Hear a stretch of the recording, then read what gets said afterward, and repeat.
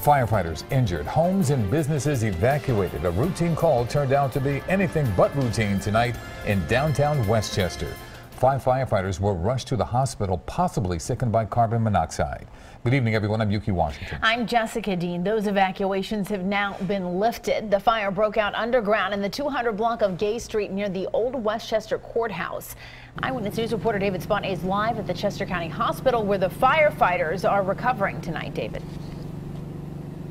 Jessica, good evening. Eyewitnesses say this all happened incredibly fast, a scary situation. One of those firefighters recovering at the hospital, the assistant chief in the department, he was unconscious for a brief moment, too.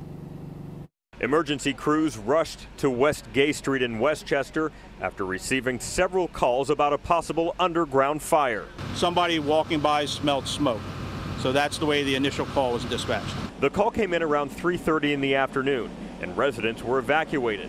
5 firefighters were taken to local hospitals for potential carbon monoxide exposure. You can see smoke coming up from the sewer. Stephanie Hallowell works at a nearby restaurant and watched as firefighters rescued one of their own who collapsed. I mean, he sat up eventually and he seemed to be okay, and then, a few minutes later they came back to the restaurant asking for some more help. Assistant Fire Chief Mark Scanlon briefly lost consciousness but was quickly revived by colleagues. He was rushed to the hospital where he'll spend the night. He doesn't want to be there. He thinks he's okay, but we think different, and he's going through the treatment for CO poisoning.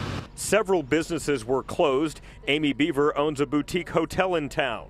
Homeowners went home and Beaver eventually went back to work.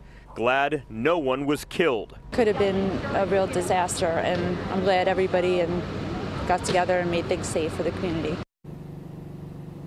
Authorities believe it was a transformer underground that started everything. Investigators will be back on the scene tomorrow looking for flare-ups, continuing their part of the investigation. Reporting live tonight in Westchester, David Spunt, CBS 3 Eyewitness News. Okay, David, thank you.